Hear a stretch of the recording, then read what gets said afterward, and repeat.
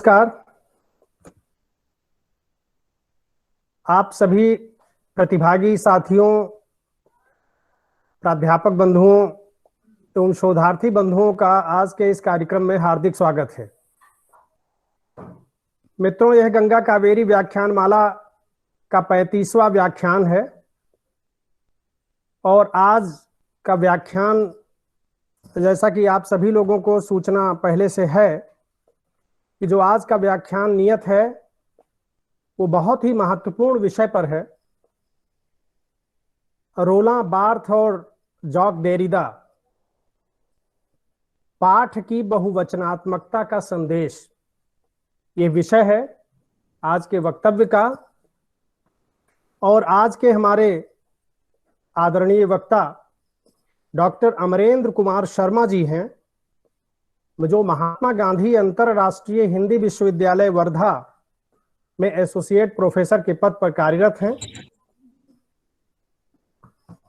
वे हमसे जुड़ चुके हैं और श्री लाल बहादुर शास्त्री महाविद्यालय गोंडा की प्राचार्य महोदया डॉक्टर वंदना सारस्वत जी,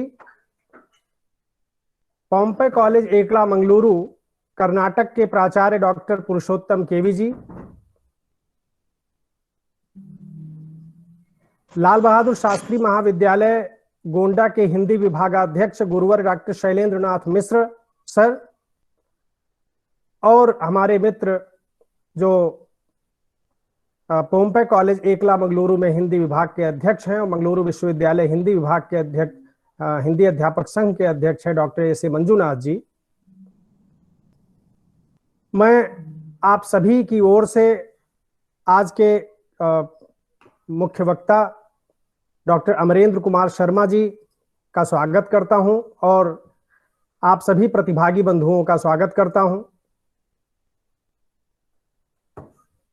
साथियों,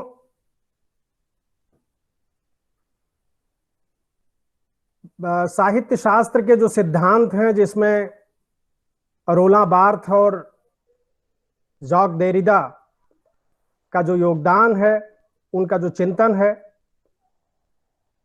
उसके एक खास पहलू पर आज बात करेंगे मित्र अमरेंद्र कुमार शर्मा जी। अमरेंद्र जी हमारे बहुत ही आत्मीय मित्र हैं और उनके बारे में मैं परिचय देने के लिए डॉक्टर एस.ए. मंजुनाथ जी, पोम्पे कॉलेज एकला मंगलुरु के जो हिंदी विभागाध्यक्ष हैं, मैं उन्हें आदरपूर्वक आमंत्रित करता हूं कि वो आज के वक्ता डॉक्टर अमरेंद्र कुमार शर्मा जी का संक्षिप्त परिचय देने की कृपा करें। डॉक्टर एस.ए. मंजुनाथ जी। नमस्कार तिवारी जी, सभी साथियों को सादर पूर्वक नमन। मित्रों, जैसा कि हमारे मित्र ने बताया, यह 35वां व्याख्यान है और इस महीने का यह पहला व्याख्यान है और इस महीने का दूसरा व्याख्यान जो होगा, श्री महादेव टोप्पो, जो बैंक अधिकारी सेवानिवृत्त है, हिंदी के आदिवासी साहित्यकार जो रांची में रहते हैं, उनका व्याख्यान होगा आदिवासी साहित्य दशा दिशा और चुनौतियां, इस विषय पर। और तीसरा व्याख्यान 17 अप्रैल को होगा, जो अक्सर हम शनिवार को कराते हैं। तो तीसरा व्याख्यान डॉक्टर रोहिणी अग्रवाल, हिंदी के वरिष्ठ आलोचक एवं कहानीकार है, जो रोहतक में रहती हैं, उनके व्याख्यान का विषय होगा समकालीन हिंदी साहित्य और स्त्री। और इस महीने का अंतिम व्याख्यान 24 तारीख को होगा। इसमें इसी महीने में डॉक्टर अनामिका, वरिष्ठ हिंदी साहित्यकार, नई दिल्ली की हैं, उनका विषय है स्त्री कविता का नया सौंदर्य शास्त्र। स्त्री कविता का नया सौंदर्य शास्त्र। इस प्रकार इस महीने के व्याख्यान होंगे मित्रों, आज का व्याख्यान अत्यंत महत्वपूर्ण व्याख्यान है। डॉक्टर अमरेंद्र कुमार शर्मा के द्वारा जो नियत है। मैं, जैसे कि मेरे मित्र ने बताया, उनका संक्षिप्त परिचय, मैंने उनकी विस्तृत जानकारी, उनके संबंध में विस्तृत जानकारी है, फिर भी समय की कमी की वजह से मैं उनका संक्षिप्त परिचय आपके सामने प्रस्तुत करूंगा। डॉक्टर अमरेंद्र शर्मा जी जो कवि और आलोचक, मगध के धरती पर इनका जन्म है। उनकी अध्ययन यात्रा मगध से होते हुए दिल्ली और दिल्ली से होते हुए विदर्भ तक जो उनकी अध्ययन यात्रा जाती है। और अमरेंद्र कुमार शर्मा जी की अब तक 2 आलोचनात्मक पुस्तक प्रकाशित है। पहली पुस्तक है आपातकाल, हिंदी साहित्य और पत्रकारिता, तथा दूसरी रचना उनकी है आलोचना का स्वराज प्रकाश, आलोचना का स्वराज। डॉक्टर अमरेंद्र कुमार शर्मा जी जो आलोचना, नया ज्ञानोदय, वागर्थ, वसुधा, समयांतर, बहुवचन, वर्तमान साहित्य, पक्षधर, अनहद, लमही, साखी, पाखी, प्रस्थान, परिचय, समकालीन सोच, समकालीन भारतीय साहित्य, पुस्तक वार्ता, पूर्वग्रह, अभिनव कदम आदि पत्रिकाओं में लगभग 50 से अधिक लेख सहित कई साक्षात्कार और कविताएं प्रकाशित हैं। तुलनात्मक साहित्य, विश्वकोश और वर्धा शब्दकोश परियोजना में डॉक्टर अमरेंद्र कुमार शर्मा जी का महत्वपूर्ण योगदान है। साहित्य के साथ साथ जो कला माध्यमों और सामाजिक विज्ञान के रिश्तों पर लगातार चिंतन और लेखन ये करते रहते हैं।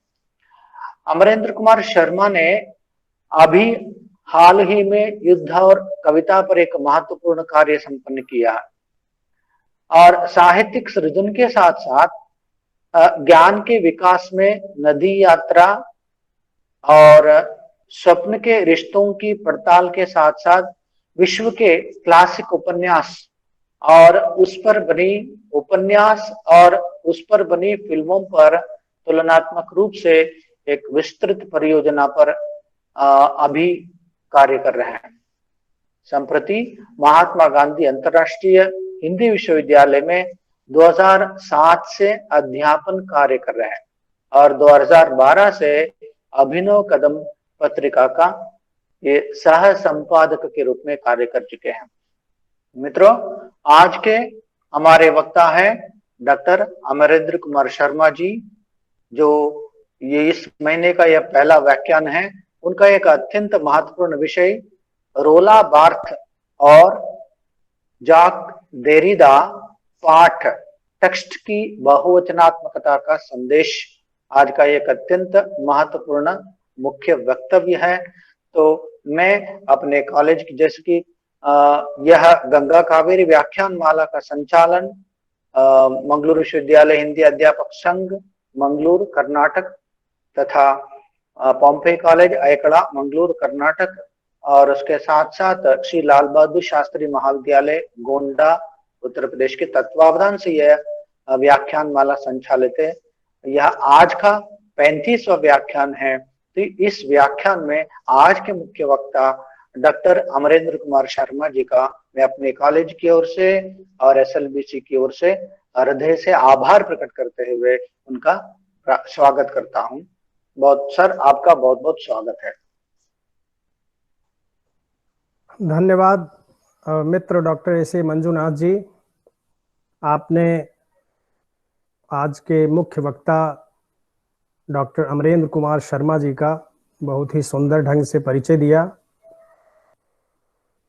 साथियों, अमरेंद्र कुमार शर्मा जी का जो परिचय अकादमिक अभी मंजुनाथ जी ने दिया है, वह तो परिचय है ही।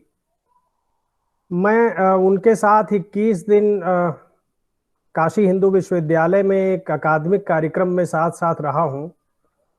तो साथ में रहते हुए एक जो मैत्री हमारी बनी उनसे, तो मैं आज इस मंच से कहना जरूरी समझता हूं कि मेरे जो मित्र की मित्रता की परिधि है और जो चारों तरफ है, उसमें अमरेंद्र शर्मा जी उन मित्रों में हैं जो बिल्कुल शीर्ष पर हैं, और शीर्ष पर इस रूप में हैं कि जो प्रखर अध्येता हैं और एक अनुसंधान के जो मानदंड होते हैं, उन मानदंडों को वो बखूबी पूरा करते हैं, और मैं उनसे लगातार जो है सीखता रहता हूं। तो ये बहुत ही मेरे लिए प्रसन्नता का विषय है, बहुत गौरव का विषय है कि आज जो है ये जो विषय है रोला बार्थ और देरिदा का जो प्रदेय है साहित्य सिद्धांत के क्षेत्र में 20वीं शताब्दी में, जिस तरह उनके विचारों ने साहित्य और समीक्षा के सिद्धांत को पूरी तरह से परिवर्तित कर दिया। 1968 में जब रोला बार्थ की किताब आई थी, लेखक की मृत्यु, तो उसने पूरे परिदृश्य में एक सनसनी फैला दी थी, और लोगों ने कहा कि भाई ये ऐसी बात, ये अंतवाद की शुरुआत वहीं से होती है और आगे उसके बाद एक के बाद एक घोषणाएं आती हैं। या देरिदा का जो डिकंस्ट्रक्शन की थियरी है, जिस पर पूरा जो पूर्ववर्ती सिद्धांत थे वो एक तरह से बदल से गए, तो इस पर विस्तार से वो आज बात करेंगे। तो मैं उन्हें बिना किसी और अतिरिक्त भूमिका के आदरपूर्वक आमंत्रित करता हूं कि वो अपना वक्तव्य प्रारंभ करें। डॉक्टर अमरेंद्र कुमार शर्मा जी, जो महात्मा गांधी अंतर्राष्ट्रीय हिंदी विश्वविद्यालय वर्धा में एसोसिएट प्रोफेसर के पद पर कार्यरत हैं, और एक कवि के रूप में आप ख्यात हैं। आपकी कविताएं बहुत इधर लोगों का ध्यान खींचती रही हैं, और एक आलोचक के रूप में आपने 2 किताबें लिख करके आपने वो जगह बनाई है। तो मैं आदरपूर्वक आपका अब इस कार्यक्रम में स्वागत करता हूं, डॉक्टर अमरेंद्र कुमार शर्मा जी। बहुत बहुत धन्यवाद साथी शंकर तिवारी जी, आपने बड़े प्यार से हमारी दोस्ती को याद किया, और पता नहीं जितनी बातें आपने कही उनमें से कितनी बातों को मैं पूरा करता हूं। आदरणीय मंजुनाथ जी का बहुत बहुत धन्यवाद, जिन्होंने मेरे बारे में कुछ अच्छी बातें बताई। गंगा कावेरी मंच का मैं बहुत आभारी हूं कि मुझे एक मौका उन्होंने दिया कि मैं आप सबके बीच एक ऐसे विषय पर बात करूं जिन पर बात करने में अधिकांश लोग थोड़े से पीछे हटते हैं या बहुत करना नहीं चाहते हैं। उसकी कई वजहें हो सकती हैं। तो मैंने इस नए विषय को, हालांकि विषय बहुत नया नहीं है, इस पर बहुत बात हो चुकी है, लेकिन विगत कई वर्षों से हिंदी की दुनिया में बड़े पैमाने पर इस तरह की बात होती हुई दिखलाई नहीं देती है, बल्कि कथा कहानियों के इर्द गिर्द बातें बुनी जाती हैं और फिर वहीं खत्म हो जाती हैं। सैद्धांतिक पहलू पर, वैचारिक पहलू पर बातचीत का दायरा हिंदी में थोड़ा सा सीमित हुआ है। 70 के दशक में जितना यह फैला हुआ था, 21वीं सदी के दशक में ये बहुत सिकुड़ा भी है। उसकी वजहें बहुत हो सकती हैं, मैं उन वजहों की तरफ नहीं जाऊंगा। मैं सीधे अपने विषय पर अपने आप को केंद्रित रखूंगा। मैंने जो ये विषय आपके सामने प्रस्तावित किया कि रोला बार्थ और जैक देरिदा, इन दोनों ने पाठ की जो बहुवचनात्मक स्वरूप है, इस पर बहुत मजबूती से बात की। तो ये पाठ की बहुवचनात्मकता क्या है और इसकी आवश्यकता क्या है, इसी संदर्भ से, इसी नुक्ते से मैं जाऊंगा रोला बार्थ की तरफ और जैक देरिदा की तरफ भी। मैं अपनी बात शुरू करूं, इसके लिए बात शुरू करने के कई छोर हो सकते हैं, और कई छोर में से किसी एक छोर को चुनना इस बात को इंगित नहीं करता कि बाकी छोर कम महत्वपूर्ण रहे होंगे। क्योंकि बात कहीं से शुरू करनी होती है तो हम एक सिरा पकड़ते हैं, और मैं एक सिरा पकड़ रहा हूं आत्मकथाओं के संदर्भ में जाक देरिदा के विचार और रोना बार्थ के विचार से। आत्मकथाओं के संदर्भ में इन दोनों के जो मंतव्य हैं वह लगभग एक जैसे दिखलाई देते हैं। और यह मंतव्य एक जैसे क्यों हैं, यह हमें उनके सिद्धांतों के माध्यम से समझने में सहूलियत होती है। रोना बार्थ की आत्मकथा है रोना बार्थ बाय रोना बार्थ। उस आत्मकथा के बारे में रोना बार्थ एक बहुत ही महत्वपूर्ण बात कहते हैं। वो कहते हैं कि मैं अपनी किसी भी छवि को सहन नहीं कर सकता, इसलिए मैं कुछ भी कहलाना पसंद नहीं करता। वे बताते हैं कि दरअसल जो आत्मकथा है यह अवास्तविक और कृत्रिम है, और यह कहकर के वह स्वयं अपनी आत्मकथा में अपना उपहास उड़ाते हैं। वे कहते हैं कि दरअसल जो आत्मकथा का संदर्भ है वह 5वें और 6ठे दशक में लेखकों और विचारकों की एक यशकामिता इतनी अधिक हो गई थी कि वे अपने आत्मकथाओं में अपने आप को व्यक्त करना चाहते थे, और यहीं वे अपने होने को एक खास परिधि में समेट रहे होते हैं। देरिदा भी 1962 के बाद, ये बहुत महत्वपूर्ण है, 1962 के बाद कोई भी चित्र अपनी किसी किताब में छपने के लिए नहीं भेजते हैं, क्योंकि देरिदा ये कहते हैं कि आत्मकथा लेखक के वैचारिक कार्य में एक दुर्घटना की तरह आती है, और यह एक तरह से पाठक से रियायत की मांग करती है। तो जाक देरिदा भी आत्मकथा के संदर्भ में और अपनी छवि के संदर्भ में, जब मैं ये कह रहा हूं कि रोना बार्थ ने कहा कि मैं किसी एक छवि में अपने आप को कभी देखना नहीं चाहता हूं, जाक देरिदा कह रहे होते हैं, जाक देरिदा ये काम कर रहे होते हैं कि उन्हें 20 साल तक अपनी कोई तस्वीर किसी किताब में छपने के लिए 1962 के बाद नहीं भेजी। यानी इन दोनों का संदर्भ इस आत्मकथा के माध्यम से जो हमारे सामने आता है वह यह कि दोनों किसी एक छवि में स्वयं को रूढ़ कर देना नहीं चाहते। यही वह बुनियाद है जहां से यह बात खुलती है कि चीजें एक वचन में नहीं होनी चाहिए, चीजों का होना बहुवचनात्मकता में ही सार्थक होता है।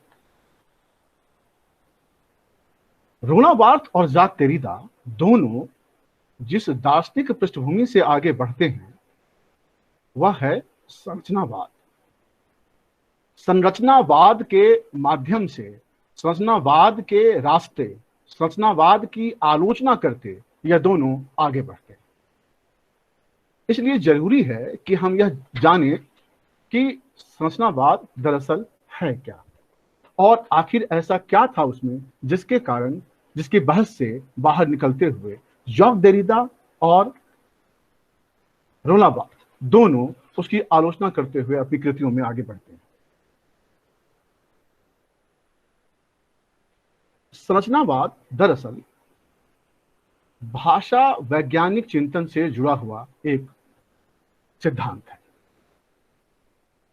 यह मैं आपके सामने बहुत ही संक्षेप में 2-4 बातें करके रोना बार्थ की तरफ आऊंगा और उसके बाद फिर जाक देरिदा की तरफ आऊंगा। संरचनावाद दरअसल इस बात पर विचार करता है कि यथार्थताबोध का जो सिद्धांत है, यह यथार्थताबोध असल में वस्तुओं के सत्य को उद्घाटित करने की एक प्रक्रिया है। शब्द के अर्थोत्पत्ति के आधार की एक तलाश है और अर्थोत्पत्ति की प्रक्रिया का एक शास्त्र है। यानी कि अर्थोत्पत्ति का आधार क्या है, अर्थोत्पत्ति की प्रक्रिया क्या है। इस संदर्भ से संरचनावाद अपनी बात शुरू करता है और इस बात पर वह ध्यान देता है कि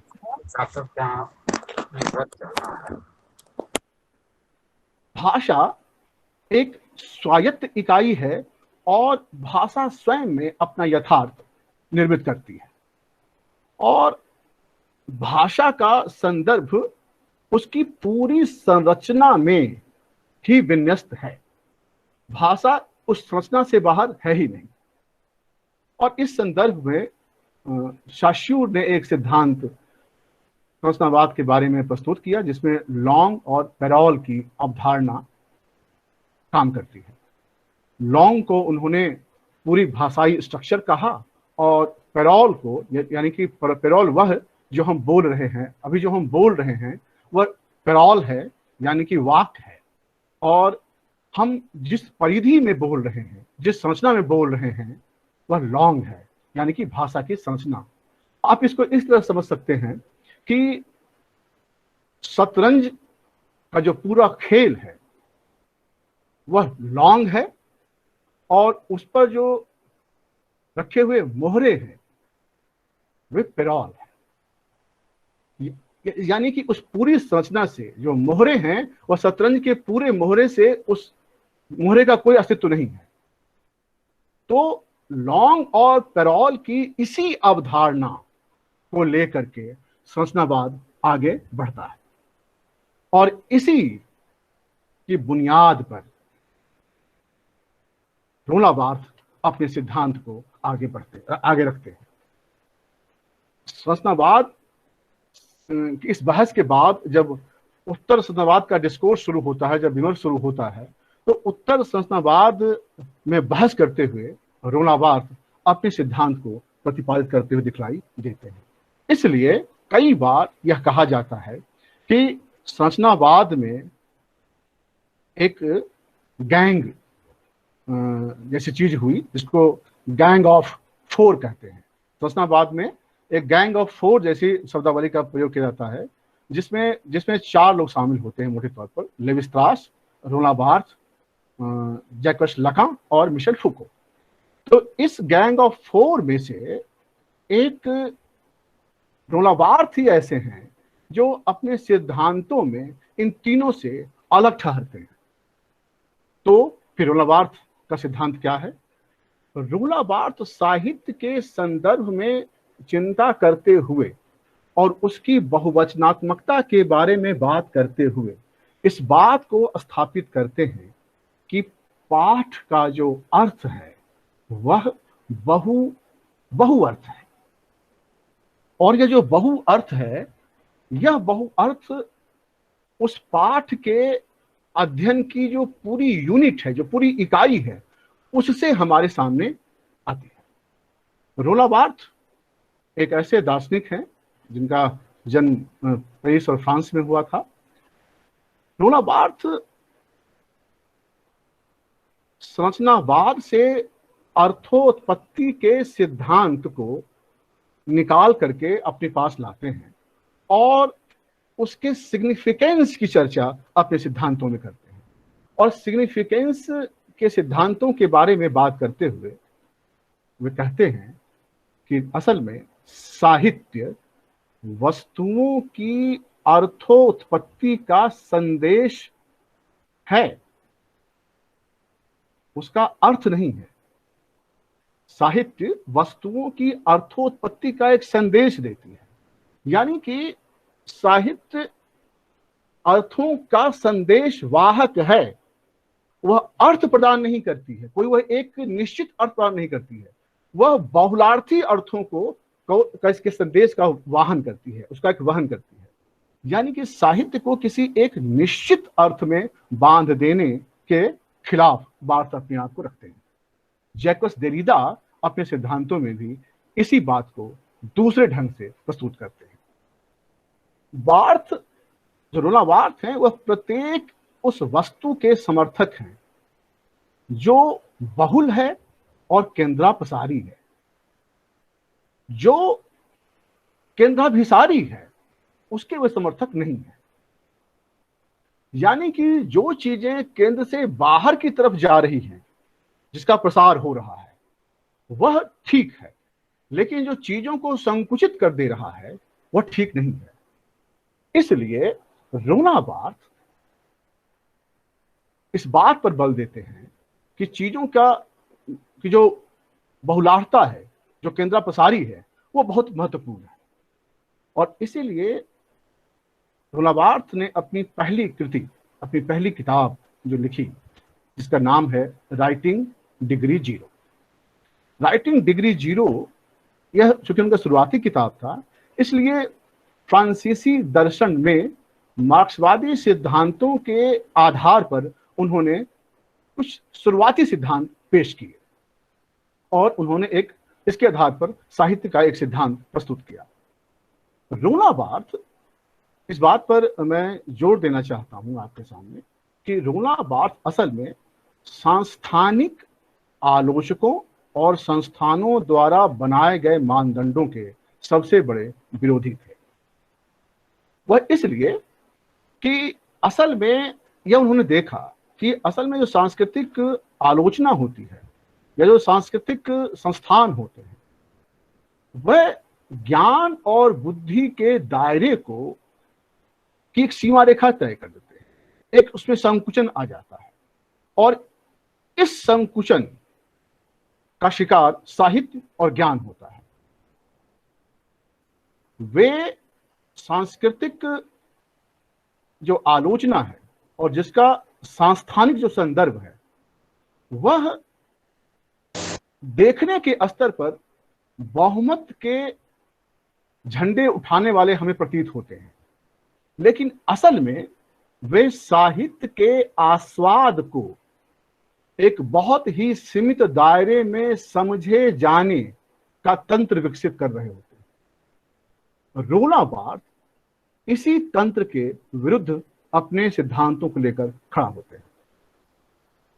असल में रोना बार्थ यह मानते हैं कि साहित्य का अर्थ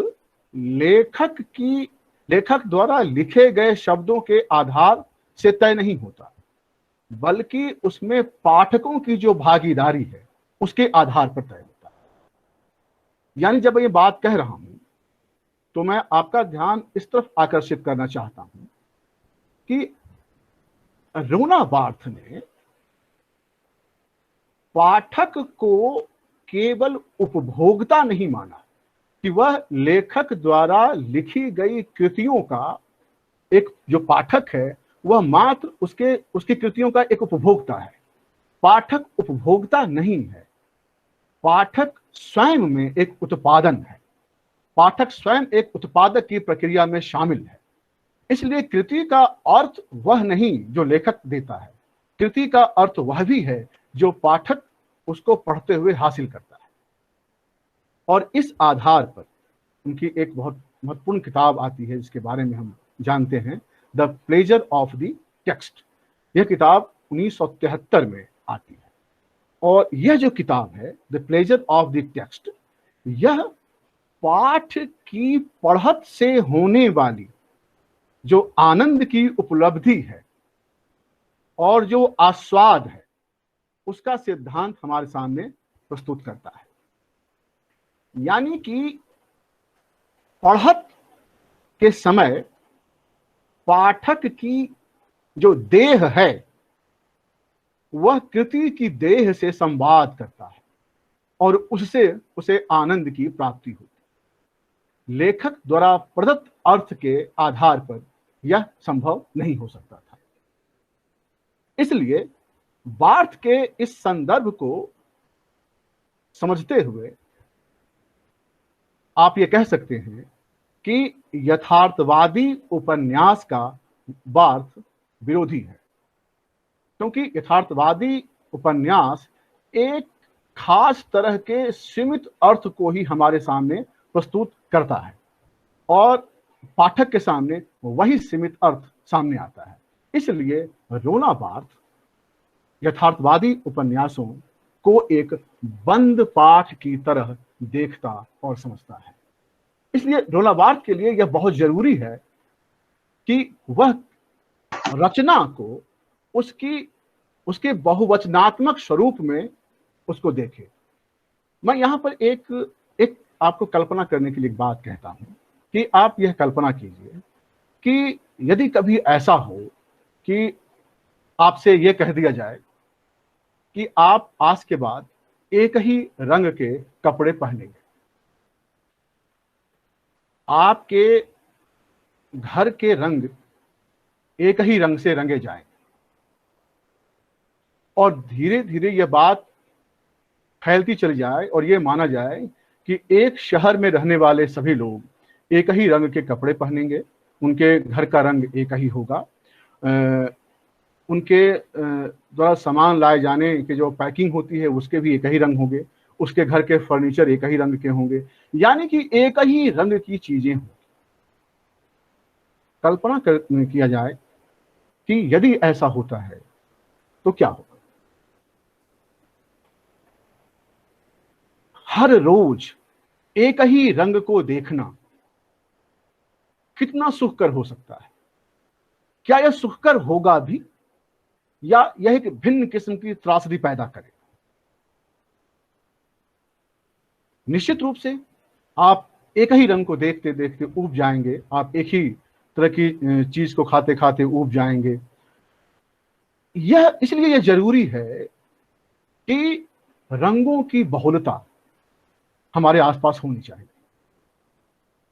इसी नुक्ते से हमें यह समझना चाहिए कि पाठ, कोई भी टेक्स्ट, कोई भी पाठ का कोई एक अगर सीमित अर्थ आपके सामने रख दिया जाए और उसी सीमित अर्थों में आपको समझे जाने की प्रस्तावना की जाए आपके सामने, और हर बार आप उसी सीमित अर्थों में उस टेक्स्ट को देखते रहें, तो एक दिन ऐसा आएगा कि वह टेक्स्ट आपके लिए किसी काम का नहीं रह जाएगा। और जब मैं ये कह रहा हूं तो यह कोई छोटी बात नहीं है।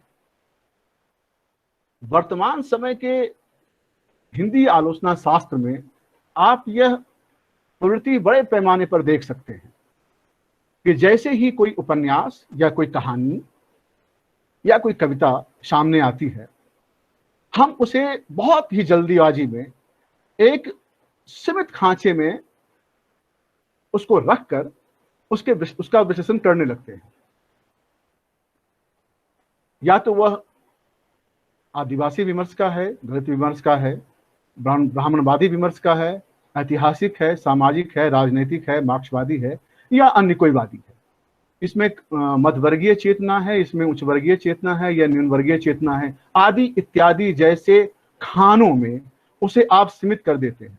और जब वह कृति किसी पाठक के पास पहुंचता है तो उसके देखने का नजरिया उसी मध्यवर्गीय, निम्न वर्गीय, पूंजीवादी, भूमंडलीकरणवादी जैसी स्थितियों में आ जाता है। रोना बार्थ और जैक देरिडा इस बात का खंडन करते हैं और ये कहते हैं कि दरअसल इस तरह की स्थापना किसी भी कृति को एक सीमित दायरे में समझे जाने की प्रस्तावना करता है, जो एक खतरनाक प्रक्रिया है।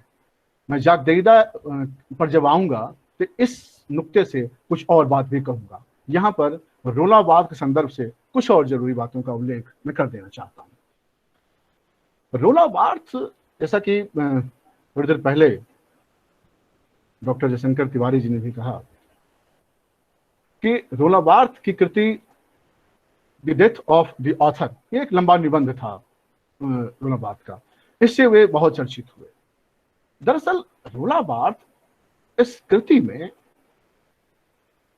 संरचनावाद के केंचुल से निकल करके इस बात की तरफ इशारा कर रहे होते हैं कि साहित्य को साहित्य लिखता है, साहित्यकार नहीं। यानी रोना बार्थ अपने the death of the author लेख में पारंपरिक अवधारणा जो टेक्स्ट की समझ की है उसको कठोरता के साथ निरस्त करते हुए वे कहते हैं कि कृतिकार पाठ का उत्स है अथवा अर्थ का उद्गम है या कलाकृति की व्याख्या या कि यह टीका है। असल में व्याख्या और टीका कृतिकार के हाथ में नहीं है, यह पाठक के हाथ में है। इसलिए कृतिकार से बार्थ का जो पाठ पर एक पराभौतिक आवरण है उसको बार्थ उठा करके फेंक देते और उस टेक्स्ट को एकदम से खुले रूप में हमारे सामने प्रस्तुत कर देते हैं। बार्थ उस कृतिकार को एक ऐसे मोड़ पर खड़ा कर देते हैं जहां भाषा एवं अभिव्यक्ति के असंख्य स्वर उसे सुनाई देता है। कृति में अभिव्यक्ति के असंख्य स्वर हैं, कृति में कई तरह के कोलाहल हैं, कई तरह की प्रतिध्वनियां हैं जो एक साथ काम कर रही होती है, एक दूसरे के साथ रहते हुए एक दूसरे के विरुद्ध होते हुए एक द्वंद्वात्मकता कृति में मची हुई है। इस द्वंद्वात्मकता की पहचान रोना बार्थ करते हैं और इस द्वंद्वात्मकता की पहचान करने के क्रम में ही वह लेखक की मृत्यु की घोषणा कर देते हैं। लेखक लिखने के बाद लेखक का कोई अस्तित्व नहीं रह जाता है। यानी कि जब वह कृति को लेखक से आजाद कर देते हैं तब वे कृति को बहुवाचनात्मकता के साथ पढ़ने और उसे प्रस्तुत करने की प्रस्तावना कर रहे हैं। रोना बार्थ यह मानते हैं कि यदि उस टेक्स्ट का कोई एक अर्थ, कोई एक मार्ग या एक कोई विशेष द्वार बना दिया जाता है या बना दिया जा रहा है तो इसका मतलब है कि बहुत से चीजों पर पर्दा डाला जा रहा है। रोना बार्थ उस पर्दे को खींच करके हटा देते हैं। इसलिए यह बहुत ही महत्वपूर्ण हो जाता है समझना कि पाठ में रचनाकार के अलावे पाठक की भागीदारी सबसे महत्वपूर्ण है और इसीलिए रोना बार्थ अपनी एक और कृति फ्रॉम वर्ड टू टेक्स्ट में इस बात को स्थापित करते हैं। वे कहते हैं इस किताब में उसकी स्थापना है कि पाठ निसंदेह शब्दों का समुच्चय है किंतु यह उस प्रकार अर्थ नहीं रखता जिस प्रकार शब्द से अर्थगत अभिप्राय लिए जाते हैं। सामान्यतः पाठक अर्थ को अनंतता में समझने की कोशिश करता है। इसका अर्थ यह हुआ कि पाठ जो कुछ कहना चाहता है वह अनिवर्चनीय है। पाठ एक स्तर पर संकेतक भी है और एक स्तर पर संकेतित भी है। यह भाषा का वह टुकड़ा है जो संरचना के भीतर किसी भी तरह केंद्र का खंडन करता है। रोना बार्थ इसीलिए पाठ के बाहुल्य अर्थ को अपनी संदर्भ परकता के संदर्भ से समझने के लिए आपको आमंत्रित करता है। वह कहता है कि पाठ में एक खास तरह का संदर्भ होता है, एक लाक्षणिक उसके प्रयोग होते हैं, उसमें पद मैत्रियां होती हैं। यानी कि कोई एक जो टेक्स्ट है वह टेक्स्ट हवा में टंगा हुआ नहीं है। वह टेक्स्ट अपने पूर्ववर्ती टेक्स्ट के से पद मैत्री के साथ उसके संबंध है। और जो टेक्स्ट सामने है उसका भी आने वाले टेक्स्ट के साथ मैत्री संबंध है। यानी कि कोई एक कृति किसी कृतिकार की अकेली कृति नहीं है। उस कृति की जो समझ है या उसका जो अभिप्राय है, वह अभिप्राय उससे पहले की अन्य कृतियों की परंपरा से चल करके ही समझी जा सकती है और आने वाली कृतियों के साथ उसके संबंध उस प्रकार से जोड़े जाने चाहिए। यानी कि रोला बार्थ यहां पर एक महत्वपूर्ण बात स्थापित करता है, वह है इंटरटेक्चुअलिटी, अंतरपाठ। अंतरपाठ वह नहीं कि किसी एक टेक्स्ट के भीतर ही कई चीजों को निकाल कर बाहर लाया जाए, बल्कि अंतरपाठ वह भी है जो अपने पाठ के समानांतर अपने से पूर्ववर्ती पाठ की पहचान करने की उसमें कोई बुनियादी लक्षण हो और उसके साथ ही उसके कुछ और लक्षण हैं। एक मिनट, जरा बैटरी इसका लो हो रहा है, मैं इसे ठीक करता हूं।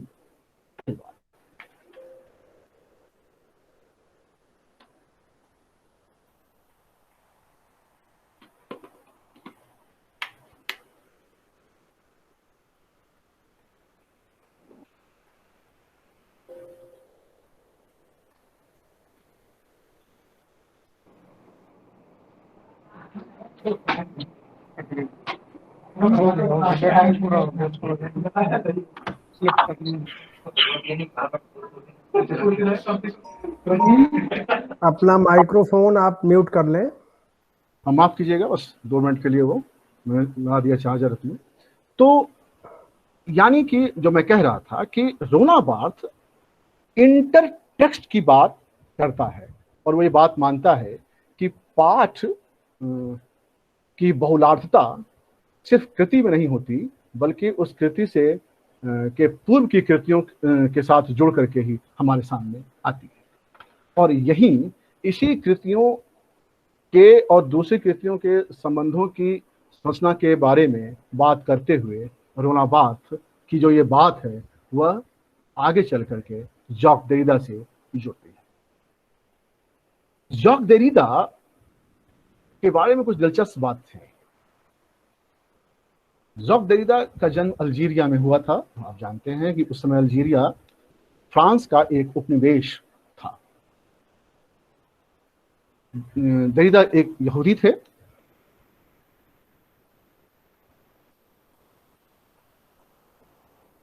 मैं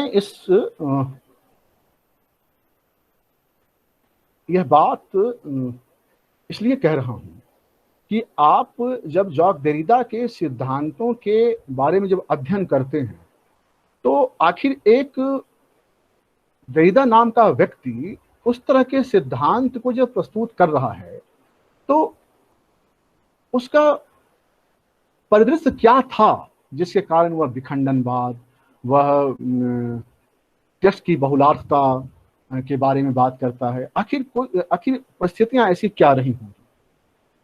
यह जो मैं आपसे कह रहा हूं यह देरिडा का जो बचपन रहा है और देरिडा की जो जिंदगी रही है, उस जिंदगी के कारण एक खास तरह के सिद्धांतों के प्रतिपादन का जो रास्ता उसे दिखलाई दिया वह उसकी पूर्व की परिस्थितियों के कारण भी रहा है। बचपन में ही देरिडा को एक स्कूल से जिसमें वो पढ़ते थे, उसके टीचर ने उसे कहा कि कल से तुम स्कूल मत आना और उसकी वजह तुम अपने घर में पूछ लेना। असल में हुआ यह था कि द्वितीय विश्व युद्ध के ठीक बाद जर्मन नाजी के सहयोग से फ्रांस में सत्ता कायम थी और इस आधार पर अल्जीरिया में रहने वाले लोगों से फ्रांस की नागरिकता छीन ली गई थी। अब जॉक देरिडा जैसे लोग जो कि अल्जीरिया फ्रेंच कॉलोनी थी तो फ्रेंच के स्कूल थे, उसमें पढ़ाई होती थी, तो जब नागरिकता खत्म कर ली गई थी तो इसलिए देरिडा को बाहर कर दिया गया था। दरिदा घर में ये बात पूछ नहीं सके और घर में किसी ने उसे बताया नहीं कि आखिर तुम्हें स्कूल से निकाला क्यों गया है। बाद के दिनों में अल्जीरिया में ही यहूदियों ने अलग से अपने स्कूल बनाए और उसमें जक दरिदा का नाम लिखवा दिया गया था। जक दरिदा स्कूल जाते थे, लेकिन कहते हैं कि उसके बाद जक दरिदा का मन स्कूल में कभी नहीं लगा। वे लगातार इस बात पर चिंतन करते रहे कि आखिर ऐसी कौन सी सामाजिक परिस्थितियां रही हैं जिसके कारण उसे बचपन में ही स्कूल से बाहर कर दिया गया था। यह एक बड़ी बात थी जो दरिदा के जीवन में आई थी। दरिदा के जीवन में एक और बात आई। दरिदा 3 भाई थे और तीनों भाई में से ये बीच के थे। तो उनके बड़े भाई और छोटे भाई की मृत्यु हो गई थी। दरिदा ने यह जो एक मृत्यु की ग्रंथि जो उन्होंने देखी अपने बड़े भाई और छोटे भाई की मृत्यु, तो एक मृत्यु ग्रंथि के रूप में उनके जेहन में बसी हुई थी। मैं यहीं पर यह बात विशेष रूप से आपके सामने उल्लेख कर देना चाहता हूं कि जो मृत्यु की ग्रंथि है, यह यूरोपीय चिंतन की केंद्रीय ग्रंथि रही है। बहुत ध्यान से अगर आपने यूरोपीय लिटरेचर को देखा है, उसको जाना है, पढ़ा है, तो आप देखेंगे कि यह मृत्यु ग्रंथि चेक लेखक फ्रेंच काफ्का में भी दिखलाई देती है। अल्जीरिया मूल के फ्रेंच दार्शनिक अल्बेर कामू में भी दिखलाई देता है।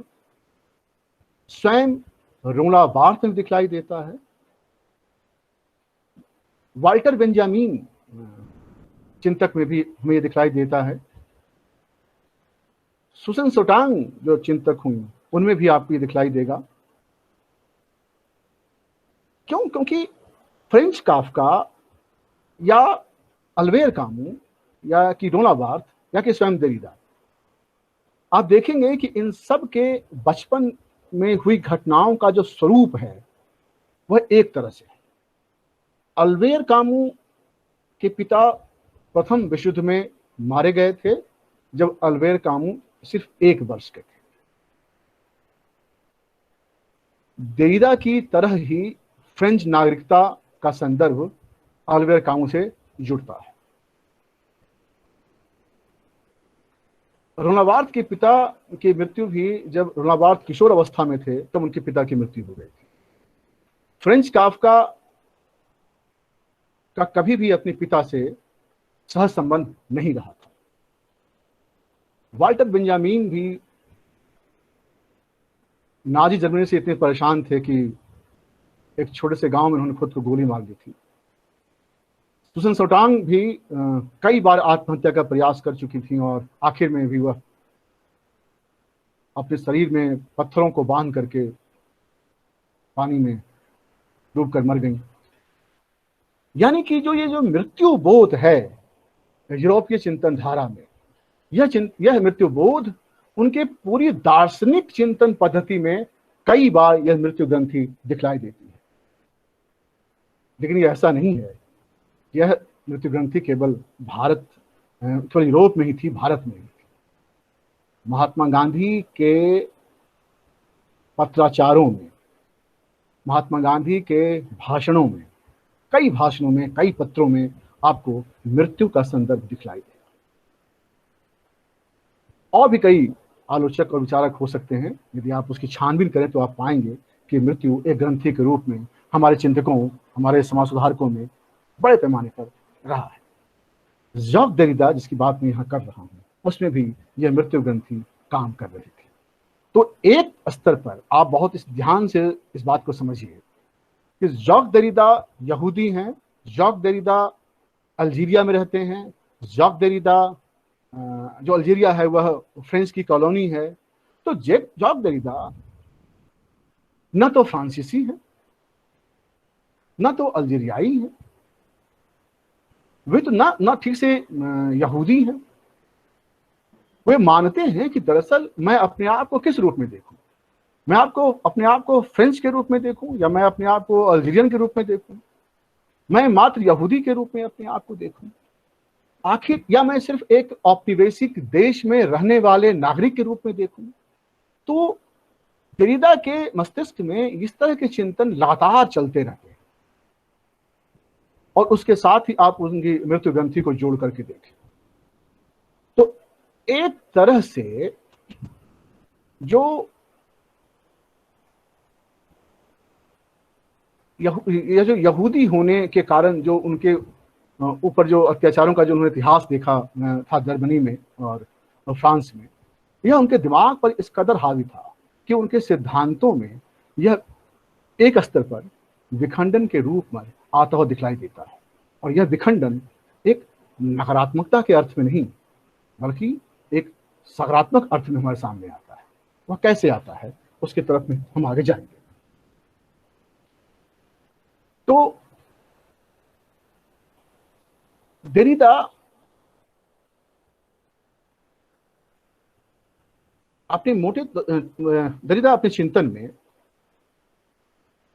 एक खास तरह के चिंतन पद्धति से जब वो आगे बढ़ते हैं तो उनमें आने वाले दिनों में जो उन्होंने बड़े विश्वविद्यालयों में अध्ययन किए, उन विश्वविद्यालयों के चिंतन पद्धति और उस समय के दार्शनिकों की जो चिंतन पद्धतियां थी, जो दर्शन का स्वरूप था, उनके ऊपर बड़े पैमाने पर असर डाल रहा था। देरिदा के यहाँ राष्ट्र, संस्था, समाज, परंपरा, विश्वास, अवधारणा, रीति रिवाज आदि जितनी भी चीजें थी, उन सभी को लेकर के देरिदा ने कहा कि यह एक पाठ निर्मित करती है। यानी कि देरिदा की दृष्टि में पाठ की बहुवचनात्मकता किसी सुनिश्चित परिभाषा में नहीं थी, बल्कि राष्ट्र, संस्था, समाज, परंपरा, विश्वास, अवधारणाओं, रीति रिवाजों आदि से जुड़ करके आता है। इसलिए देरिदा किसी भी रूप या किसी भी तथ्य या किसी भी घटना को निरे तथ्य के रूप में, निरे घटना के रूप में नहीं देखते, बल्कि वे रूप, तथ्य या घटना को एक बड़ी संरचना के रूप में देखते हैं। और वो जो संरचना है, उन संरचनाओं में कार्यरत जो विभिन्न तरह की पद्धतियां हैं, उन पद्धतियों के बीच सतत चलने वाले संघर्ष के रूप में देखते हैं। देरिदा पाठ के आंतरिक ढांचे में प्रवेश करते हैं और पाठ के आंतरिक ढांचे में प्रवेश कर वे न केवल उस संघर्ष की पहचान करते हैं, बल्कि पाठ में द्वंद्वरत शक्तियों के जो तनावपूर्ण संबंध हैं, उन संबंधों की भी पहचान करते हैं।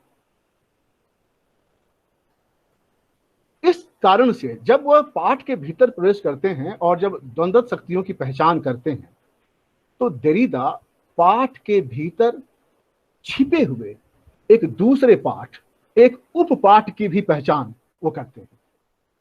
देरिदा पहले ऐसे चिंतक हैं जो पाठ के भीतर के उपपाठ को सतह पर ला करके प्रस्तुत करते हैं। यह जो उपपाठ है जिसको सामने लाते हैं, कई बार ऐसा होता है कि इस उपपाठ की तरफ ध्यान ना तो लेखक का था और न ही किसी पाठक का था। देरिदा अपने सिद्धांत में इस नई प्रवृत्ति को इजाद करते हैं और हमारे सामने प्रस्तुत करते हैं। वह पाठ के भीतर छिपे हुए उपपाठ को हमारे सामने लाते हैं। जब वह पाठ के भीतर छिपे हुए पाठ को हमारे सामने उपपाठ के रूप में लाते हैं, तो दरअसल वह पाठ की राजनीति को भी हमारे सामने ला रहे होते हैं। यानी कि वह इस बात की कल्पना करते हैं कि पाठ के भीतर एक छिपी हुई राजनीति होती है। उस राजनीति को वह उघाड़ते हैं। पाठ के भीतर छिपी हुई राजनीति के चादर को उघाड़ते हैं और वे बताते हैं कि कृति का वह अर्थ नहीं है जिसे लेखक ने रचा है। कृति का वह अर्थ है जो पाठक अपने ढंग से उसके भीतर पहुंच करके रचता है। और यहीं पर दरिदा एक बहुत ही महत्वपूर्ण बात कहता है, और उसके इस साहित्यिक सिद्धांत की जो मारक क्षमता है वह साहित्य से बाहर निकल करके राजनीति की बुनियाद को भी हिलाने वाली बात करता है। वो ये कहता है पाठ के संदर्भ से कि जब आप चीजों को किसी एक अर्थ में स्थिर कर देते हैं, जब आप किसी एक चीज को एक अर्थ में स्थिर कर देते हैं, तो कोई ऐसी चीज है जिसको आप छुपा लेते हैं, कोई ऐसी चीज है जो आपके हाथ से फिसल जाती है। किसी चीज को अर्थों में स्थिर कर देने का मतलब होता है कि आपके हाथ से कोई दूसरी चीज फिसल जाए। यानी कि दरिदा पाठ के भीतर मौजूद विभिन्न परस्पर विरोधी शक्तियों के खेल पर से पर्दा उठाता है। इस पर्दे उठाने के संदर्भ से, मतलब पर्दा उठाता है, इसका मतलब क्या है? इसका मतलब है कि कुछ तो है जिसे पर्दे के भीतर छिपाया गया है। गालिब का एक शेर है ना, जो आपने पढ़ी होगी कि कुछ तो है जिसकी पर्दादारी है। तो वो कुछ क्या है? उस कुछ की पहचान, उस पर्दा को हटा करके दरिदा हमारे सामने लाने की कोशिश करते हैं। दरिदा असल में पाठ की स्थिरताओं को भंग करते हैं। पाठ की जो स्थिरता है, और इसी आधार पर वे अपने पूर्ववर्ती रोनाबार्थ से जुड़ते हैं। वे भी पाठ की रोनाबार्थ पाठ का जो बल है वह बहुलार्थता में देखते हैं। जैक देरिदा टेक्स्ट की जो स्थिरता है उसको भंग करते हैं, और टेक्स्ट को लेकर के जो अर्थ बनाए गए हैं, टेक्स्ट को लेकर जो कैनन बनाया गया है, उस कैनन को दरिदा ध्वस्त करते हैं। वह दरिदा के लिए दरअसल संशय, पाठ के प्रत्यय अर्थ के पर जो संशय करते हैं, तो संशय और संदेह दरिदा के लिए एक अस्त्र की तरह काम करता है। एक शस्त्र का निर्माण वो करते हैं संदेह और संशयों के आधार पर। इसलिए दरिदा के इस चिंतन की बुनियादी बात है कि पाठ में किसी अंतिम और संपूर्ण अर्थ का स्थगन ही पाठ को गतिशील और उसे अनंत अर्थों वाला बनाता है। यह बहुत महत्वपूर्ण है कि अर्थ का स्थगन ही जो पाठ को गतिशील बनाता है। यानी कि किसी एक खास अर्थ को जब आप स्थगित कर देते हैं, तभी उस पाठ की जो बहुवचनात्मक अर्थ हैं वो हमारे सामने खुल करके आता है। इसीलिए पाठ के बाहर कोई अर्थ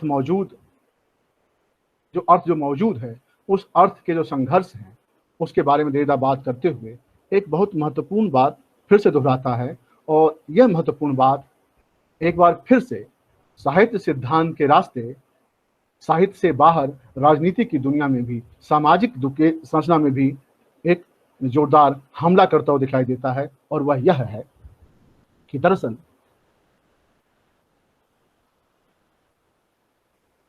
वह इस बात की पहचान करता है कि पाठ के भीतर रचनाकार ने चाहे और अनचाहे एक वरीयता क्रम का निर्माण कर दिया है, और यह वरीयता क्रम उसके पाठ के भीतर रची जा चुकी है।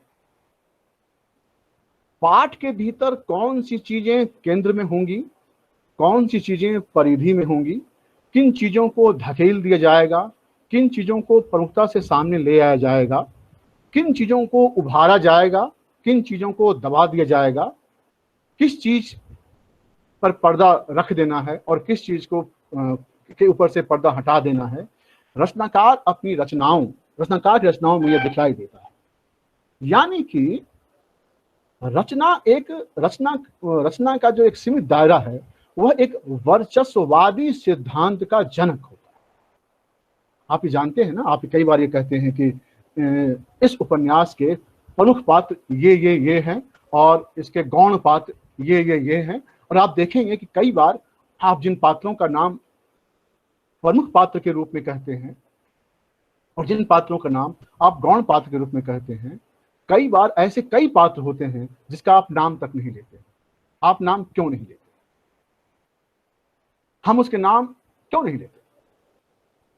पाठ की संरचना में घटनाओं और पात्रों का संयोजन कृतिकार इस तरह से करता है कि कोई चीजें प्रमुख हो जाती हैं और कोई चीजें परिधि में चली जाती।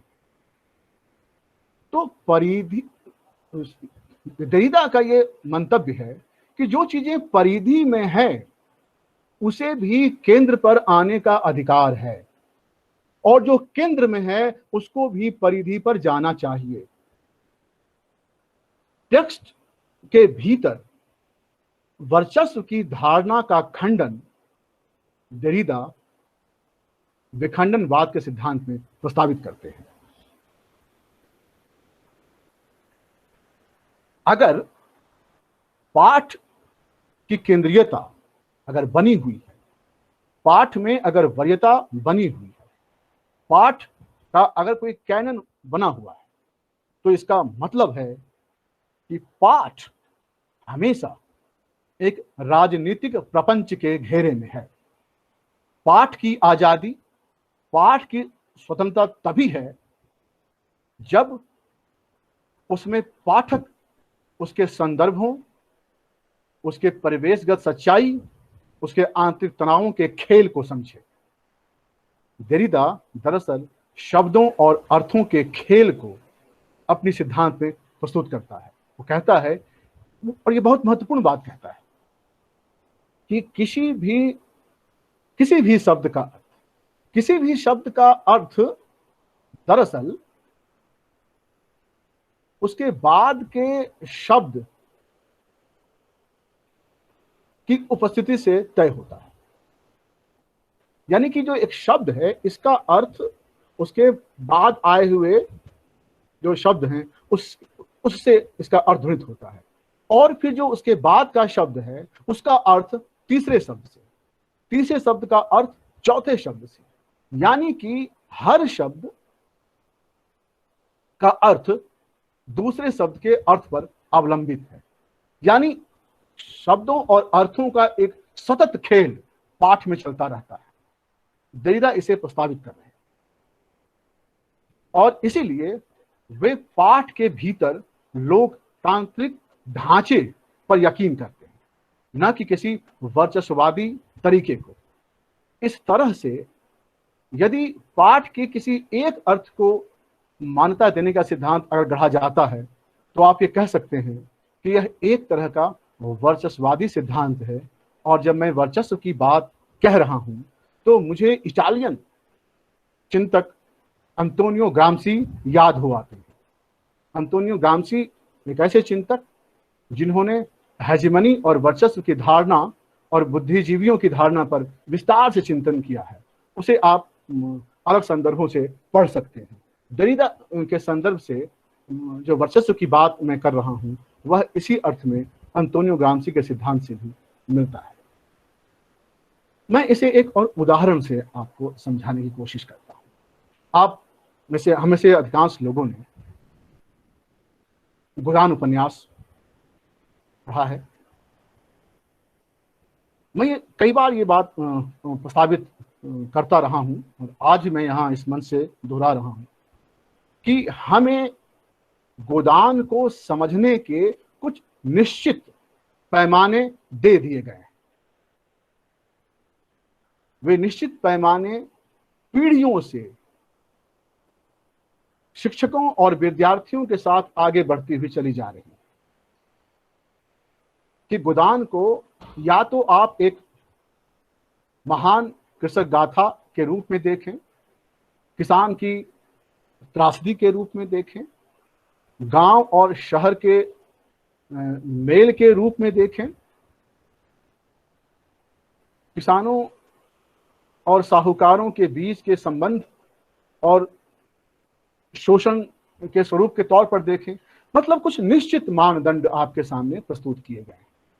आप गोदान उपन्यास को किन पात्रों के नाम से याद रखते हैं? आप में से अधिकांशतः होरी, गोबर, धनिया का नाम ले लेगा, बहुत हुआ तो मेहता और मालती का भी नाम ले लेगा। ऐसे कितने लोग हैं जो ये कहेंगे कि गोदान को गोविंदी के परिप्रेक्ष्य से भी पढ़ा जाना चाहिए, गोदान को सिर्फ झुनिया को केंद्र में रख करके भी पढ़ा जाना चाहिए, गोदान को भोला के नजरिए से भी देखा जाना चाहिए, गोदान को सिर्फ मालती के नजरिए से नहीं बल्कि सरोज के नजरिए से भी देखा जाना चाहिए, गोदान को होरी की दो बेटी रूपा और सोना के नजरिए से भी देखा जाना चाहिए। दरअसल हमारे ऊपर पाठ का एक ऐसा सीमित अर्थ लाद दिया गया है जिससे बाहर देखने की हमारी दृष्टि हमेशा बंद रहती है। आप इस बात से समझें कि जिस तरह से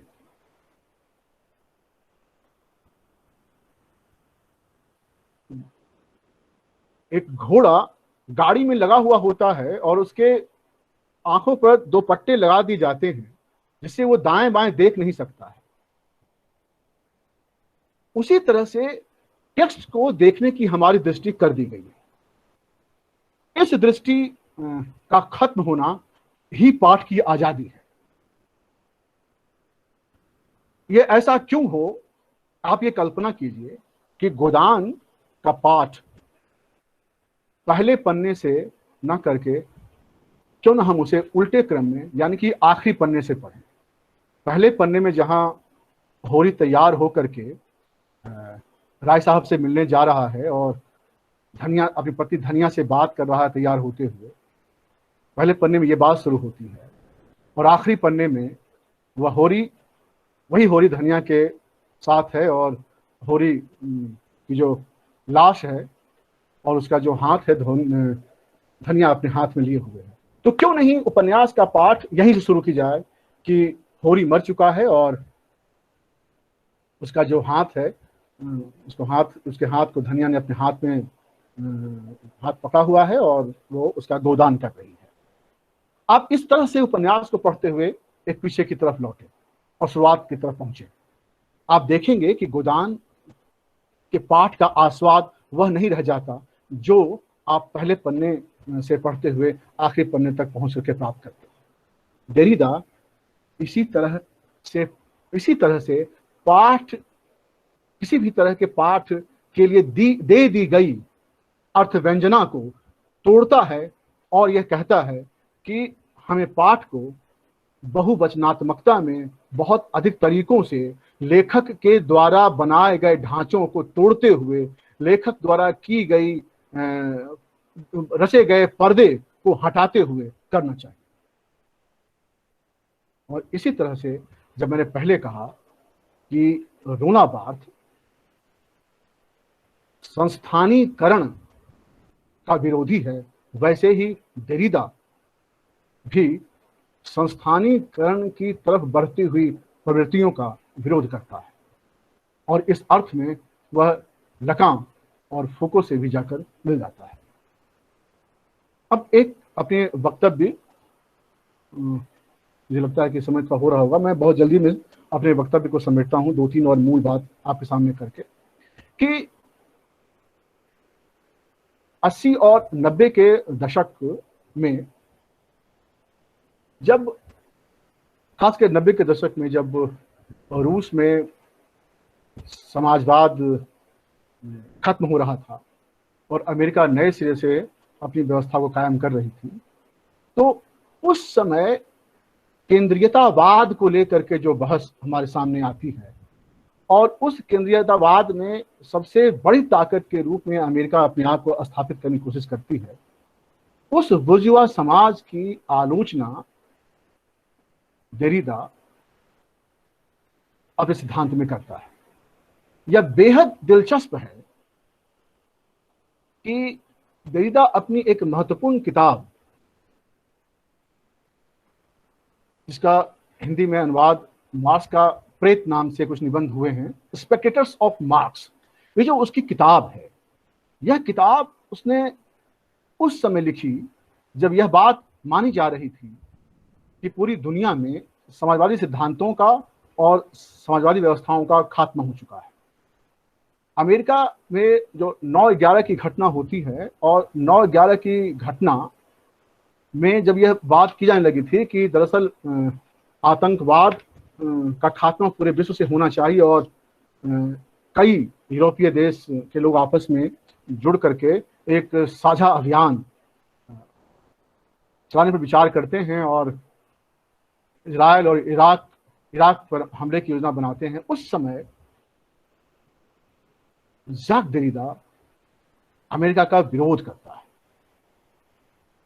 और उसने एक महत्वपूर्ण जो काम किया उस समय, उसने टेरर को लेकर के एक बहुत ही महत्वपूर्ण किताब दी, जिसमें वो विचार किया कि दरअसल टेरर की जो भौगोलिक स्थिति है वह किसी मध्य एशिया में केंद्रित नहीं है, बल्कि वह एक ऐसी प्रवृत्ति है जो किसी भी देश में पाई जाती है। देरिदा के चिंतन की दो बुनियाद है, जिसका मैं उल्लेख करके अपनी बात समाप्त करने की तरफ बढ़ूंगा, कि एक तो उसकी बुनियाद है ग्रीक दर्शन, और इस ग्रीक दर्शन से वह लव ऑफ विजडम को पकड़ता है और अपने दर्शन की जो धुरी है वह लव ऑफ विजडम को मानता है। और इसी अर्थ में वह अपने ज्ञान को, अपने दर्शन को इटिमोलॉजी के तहत देखने की कोशिश करता है, जिसे हम हिंदी में निरुक्त कहते हैं, व्युत्पत्ति। इस लव और विजडम के आधार पर ही जब उसका सिद्धांत ये विखंडनवाद विकसित होता है, तो यह सिद्धांत नकारात्मक अर्थों में नहीं बल्कि सकारात्मक अर्थों में हमारे सामने आता है। और यह इसीलिए विखंडन का अपना एक एथिक्स है, और वह एथिक्स यह है कि देरिदा का यह सिद्धांत बिना अन्य को स्वीकार हुए, अन्य की स्वीकृति के आगे नहीं बढ़ता है। उसके लव और विजडम में अन्य की स्वीकृति है। अपने विखंडन में ऐसा नहीं कहता कि सब कुछ को तोड़ दो, खत्म कर दो, कुछ भी नहीं है, ऐसा नहीं है। वह अन्य के अस्तित्व को मानता है, भले ही वह उसका विरोध क्यों न कर रहा। इस अर्थ में उसके सिद्धांत का अपना एक एथिक्स है, उसके विखंडन का एक एथिक्स है, एक नैतिक उसका आधार है। इसी संदर्भ से जब वह 9/11 की आलोचना कर रहा होता है, 9/11 पर अमेरिकी दृष्टिकोण की आलोचना कर रहा होता है, तो वो कहता है कि दरअसल ये जो मसला है, यह मसला, ये जो घटना है, इस घटना का एक इंप्रेशन है, और इस इंप्रेशन के आधार पर यूरोपीय शक्तियां और अन्य कई लोग एक साथ हो रहे हैं। लेकिन इंप्रेशन महत्वपूर्ण नहीं है, बल्कि घटना का इंटरप्रिटेशन महत्वपूर्ण है। वह इंप्रेशन की जगह पर इंटरप्रिटेशन को महत्व देता है, और इसलिए इसी इंटरप्रिटेशन के आधार पर देरिदा के सिद्धांत को हम देखते हैं कि उसका सिद्धांत एक स्तर पर चिंतन की जो उसकी एक धुरी ग्रीक दर्शन के लव और विजडम से मिलती है, वहीं उसके चिंतन की दूसरी धुरी वंचित समाज, हाशिए के लोग, जिसे यूरोपीय दुनिया में काले लोग कहा गया, उन काले लोग, कई अनाम लोग, शरणार्थी, इन सब को लेकर के, क्योंकि ये सभी हाशिए पर रखे गए लोग थे, उसका सिद्धांत इन हाशियों पर रखे हुए लोगों को केंद्र में लाने और केंद्र में जो चीजें हैं उसको हाशिए पर किए जाने। और उसने ये कहा कि ये जो प्रक्रिया है वो लगातार चलती रहेगी। जो हाशिए पर है वह केंद्र में जाएगा और जो केंद्र में है वह हाशिए पर जाएगा। तो जो वर्षों से हाशिए पर रखे गए थे, वंचित समाज, स्त्री, काले, शरणार्थी, अनाम, सांस्कृतिक, सामाजिक और राजनीतिक रूप से जिनको पिछड़ा कहा जाता था, इन सभी लोगों जो अपनी ही दुनिया से बेदखल हो गए थे, जो अपनी जमीन से बेदखल और बेगाने हो गए थे, उन सब की बात जब जॉक देरिदा करता है तो इसका मतलब है कि वह किसी भी तरह के एक वचनात्मक समझ, एक वचनात्मक अर्थ के विरुद्ध बहुवचनात्मकता की स्थापना करता है। जॉक देरिदा और रोना बार्थ के पाठ के भीतर की गतिशील स्थितियों की जो पहचान है, उस पहचान के संदर्भ से ही हमें उनके सिद्धांत को देखना चाहिए। आखिर में मैं यही बात कहना चाहूंगा कि यह जो नई विश्व व्यवस्था है, इस नई विश्व व्यवस्था के भीतर जो वर्णाक्रम बना दिया गया है, जो ऊपर से नीचे तक की जो विकास क्रम बता दिया गया है, उसे हमें उसी क्रम में नहीं देखना चाहिए, बल्कि हमें यह देखना चाहिए कि हर चीज का एक बाइनरी अपोजिशन होता है। इसलिए किसी भी केंद्रीय अथॉरिटी का अस्वीकार देरिदा और रोना बार्थ की केंद्रीय चिंता है। वह केंद्रीय अथॉरिटी को इनकार करता है, क्योंकि केंद्रीय अथॉरिटी की स्वीकृति का मतलब हुआ कि वह पूंजी के वर्चस्व की स्वीकृति हो। केंद्रीय अथॉरिटी की स्वीकृति का मतलब हुआ कि समाज में गैर बराबरी की स्वीकृति मानी जाए। किसी भी पाठ को एक खास संदर्भ और खास अर्थ में समझे जाने का मतलब हुआ कि उस पाठ की हत्या कर देना, उसकी मृत्यु कर देना। पाठ को उसके निर्धारित अर्थ से बाहर करके बहुवचन में समझे जाने की प्रस्तावना रोना बार्थ और जॉक देरिदा के सिद्धांतों में हमें मिलता है, दिखलाई देता है। इन्हीं अर्थों से हमें इन दोनों चिंतकों के सिद्धांत को देखना चाहिए। फिलहाल इतना ही। इस विषय पर और भी अधिक बातें की जा सकती है। ऐसी और भी बहुत सी महत्वपूर्ण बातें जो मुझे ध्यान में आ रही है, खास करके यह कि विखंडन जैसे शब्द जो आविष्कृत करता है देरिदा, वह किस तरह से करता है, या कि जो प्रेजर ऑफ द टेक्स्ट है, उस टेक्स्ट के भीतर जो चीजें हैं वह किस तरह से आई हैं, इसके बारे में अन्य और कई बातें हैं जिसके बारे में की जा सकती है। बाइनरी ऑपोजिशन के बारे में बात की जा सकती है। जनतंत्र और पूंजीवादी व्यवस्था के स्ट्रक्चर के भीतर के खेल के बारे में देरिदा और बार्थ की जो समझ है उसके बारे में बात की जा सकती है। तो ये कई ऐसे संबंध हैं, बातें हैं जिसके बारे में और बातें की जा सकती है। तो वह बातें फिर मैं करूंगा, मौका मिलेगा तो। आज इतना ही। आप सबका बहुत बहुत धन्यवाद जो आपने मेरे इस टूटे फूटे व्याख्यान को आपने सुना, जिसमें कहीं कुछ टूट फूट हैं, कहीं संदर्भ ऐसे हैं जो एक साथ आते हैं। आप इसको उसी तरह से समझेंगे जैसा कि मैंने पहले प्रस्तावित किया था कि बहुवचनात्मकता के संदर्भ से समझने के लिए चीजों में टूट फूट का होना बहुत जरूरी है। बहुत बहुत धन्यवाद। धन्यवाद मित्र डॉक्टर अमरेंद्र कुमार शर्मा जी, इतने सुंदर वक्तव्य के लिए हम गंगा कावेरी व्याख्यानमाला आयोजक मंडल की ओर से आपका धन्यवाद करते हैं। ये विषय इतना संश्लिष्ट है और इतना महत्वपूर्ण है। उत्तर आधुनिकता की आधारशिला के रूप में डीकंस्ट्रक्शन थियरी का क्या महत्व है और पाठ की बहुवचनात्मकता किस तरह से इनके सिद्धांतों में हमें मिलती है, इस पर जितनी महत्वपूर्ण बातें आपके द्वारा की गई हैं वो अभी सभी प्रतिभागी साथी उसे सुन रहे थे और 1 घंटे से अधिक, करीब 1 घंटे 10 मिनट से आप इस पर बोल रहे हैं।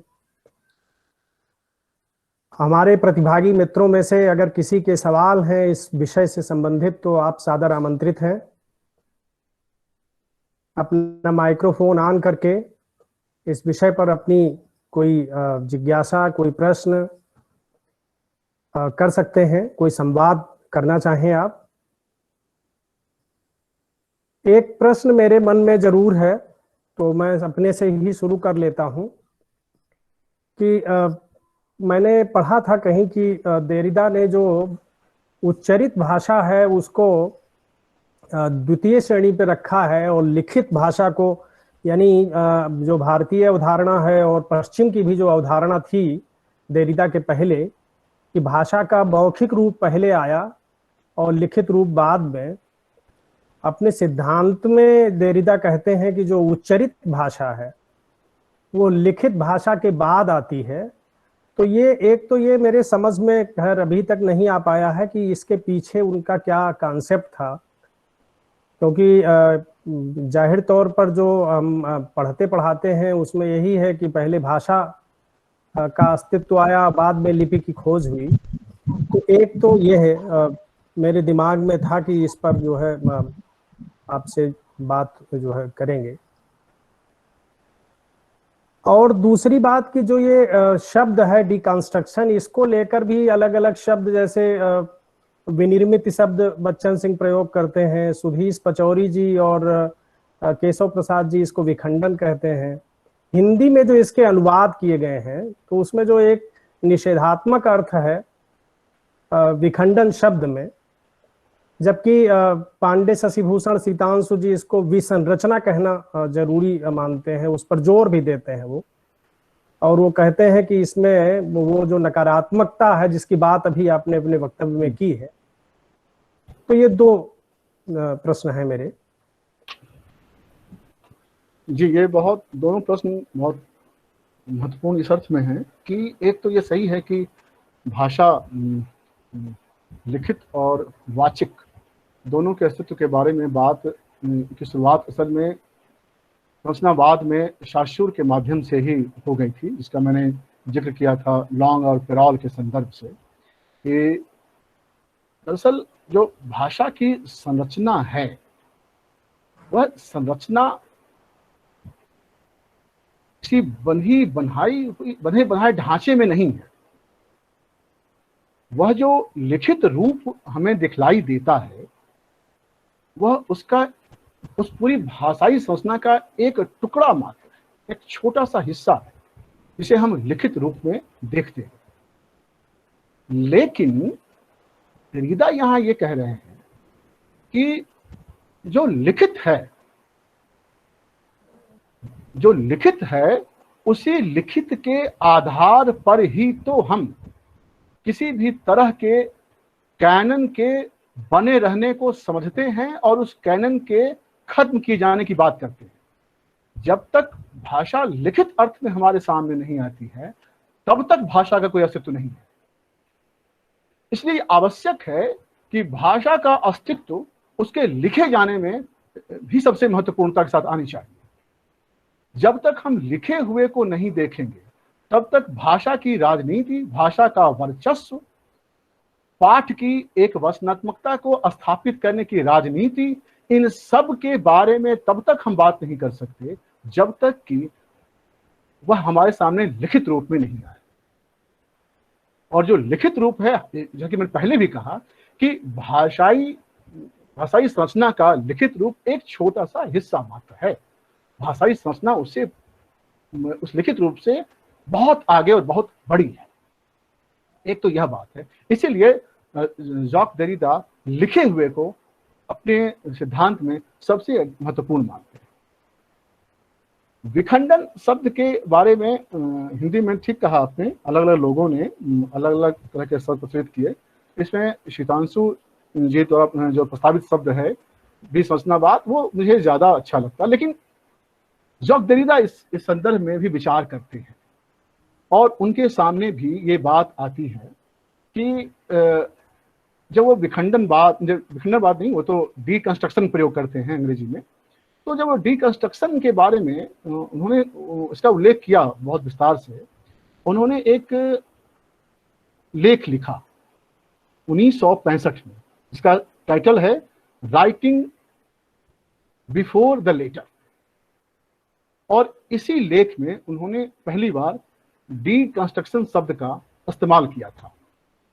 बहुत बाद में एक जापानी स्कॉलर था,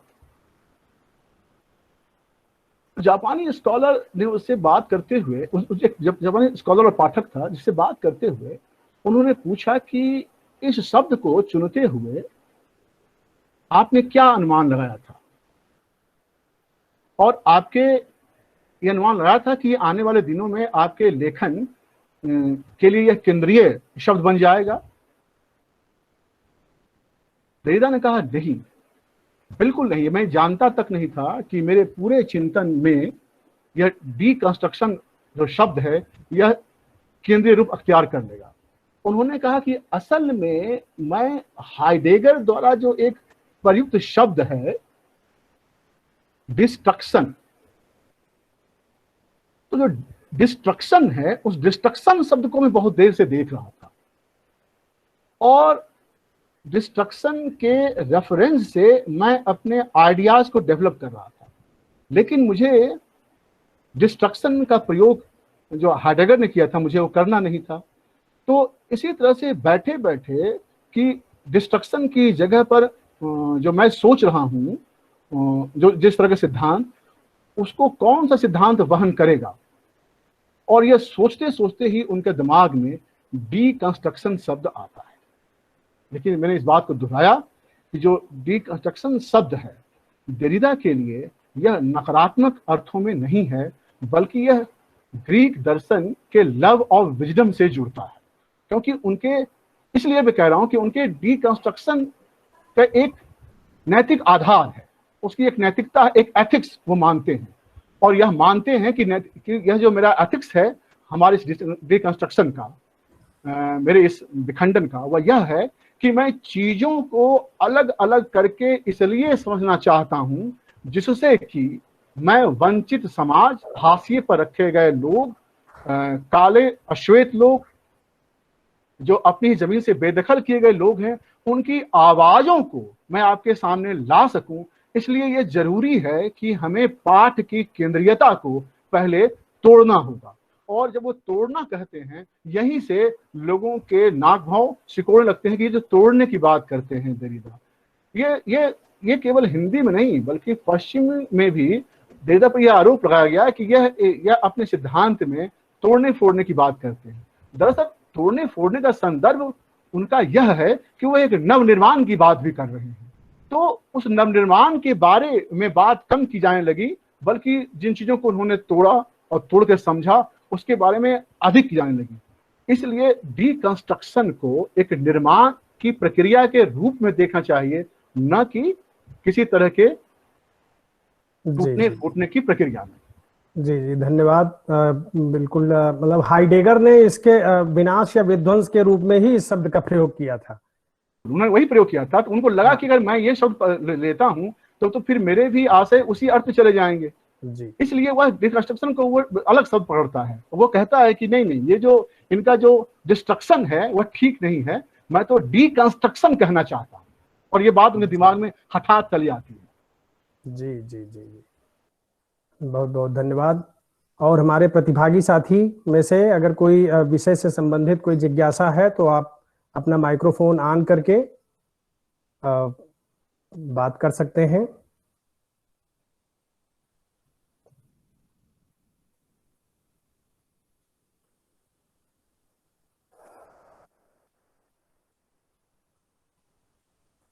बहुत सारे कमेंट्स चैट बॉक्स में आए हैं, ढेर सारे कमेंट्स हैं। अरुणेश शुक्ल जी ने काफी लिखा है, जिसमें उन्होंने लिखा है कि रूसो, हाइडेगर और नीत्शे, इन तीनों के शब्द उनके मस्तिष्क में थे। हाँ, मैं देख रहा हूँ अरुणेश जी ने काफी इसमें टिप्पणी की है, लाखा का संदर्भ लिया है उन्होंने, बिल्कुल सही संदर्भ लिया उन्होंने। तेज प्रताप टंडन ने भी कहा कि बहुभाषिकतावाद क्या यहीं से निकल करके आता है? बिल्कुल निकल करके आएगा इससे। दरिदा के विषय में रविंद्र आर्या लिख रहे हैं। हमारे साथी अमित राय जी भी इस व्याख्यान पर टिप्पणी कर रहे हैं। तो ये अच्छी बात है। मैंने जैसा कि पहले भी कहा कि इन दो विद्वानों पर बातचीत का जो संदर्भ है उसका केवल एक आयाम बहुवचनात्मकता को ही हमने केंद्रित किया था। जाहिर सी बात है कि जब देरिदा और रोलां बार्थ का जो लेखन है और जो उनका सैद्धांतिक पक्ष है वह बहुवचनात्मकता को केंद्रित करके तो करता ही है, लेकिन ऐसा नहीं केवल यही पक्ष केवल सामने आता है। और बहुत से जो क्षेत्र हैं जो देरिदा के सिद्धांतों के और रोलां बार्थ के वे सिद्धांतों के क्षेत्र हैं जिस पर कि अलग से कई बार बात की जा सकती है। और मैंने तो जयशंकर भाई से इस बारे में बातचीत भी की थी कि एक श्रृंखला के तौर पर अलग अलग संदर्भों से अलग अलग विद्वानों के प्रदेय पर बातचीत की जा सकती है।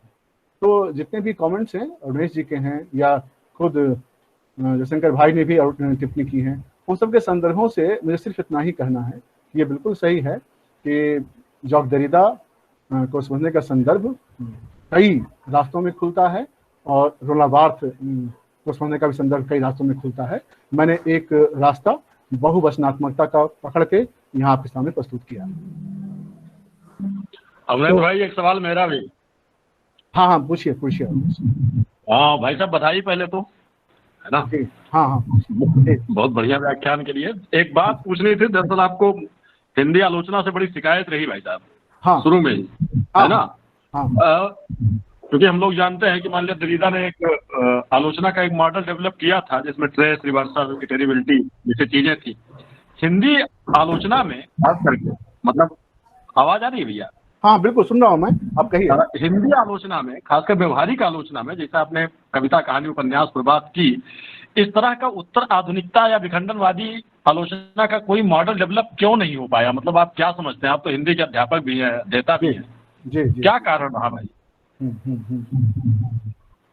बिल्कुल ये सवाल अच्छा है कि आपने पूछ लिया, क्योंकि मुझे थोड़ा सा इसमें और बोलने का मौका मिल गया।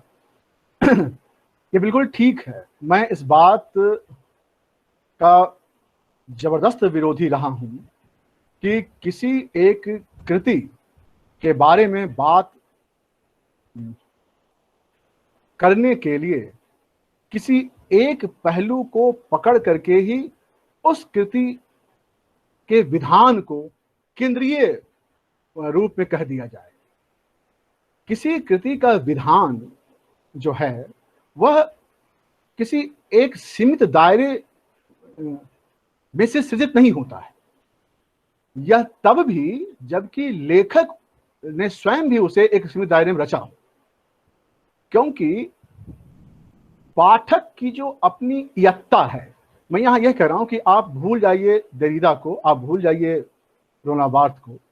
एक साधारण सी बात कहता हूं कि जब भी हम कोई किताब उठाते हैं पढ़ने के लिए, तो उस किताब को हम किस तरह से पढ़ते हैं और उस किताब को पढ़ते हुए हम उसे किस तरह से समझते हैं, ये जो हमारे समझने की प्रक्रिया है, इस प्रक्रिया को कोई भी रचनाकार या कोई भी आलोचक बाधित नहीं करे। हम यह चाहते हैं अगर प्रदत्त अर्थ हमारे सामने रहेंगे, यदि प्रदत्त संकल्पनाएं हमारे सामने रहेंगी, तो हम उसी सीमित दायरे में उस कृति को समझेंगे और इस तरह से हम उस कृति के साथ एक तरह का अन्याय भी कर रहे होंगे। एक दूसरी बात, भाई हम क्यों कर माने कि गोदान का केंद्रीय पात्र होरी ही है? क्या इसलिए कि गोदान के पूरे पन्नों पर कहीं ना कहीं होरी आया हुआ है?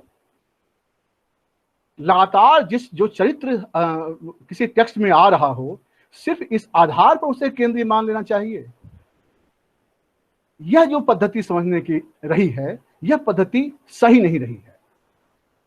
आप उन पात्रों के माध्यम से भी कृति को समझने की प्रस्तावना कीजिए जो पात्र बहुत ही कम समय के लिए आए हैं, लेकिन उन्होंने बहुत ही महत्वपूर्ण बात रखी है या उन्होंने अपनी महत्वपूर्ण उपस्थिति दर्ज कराई है।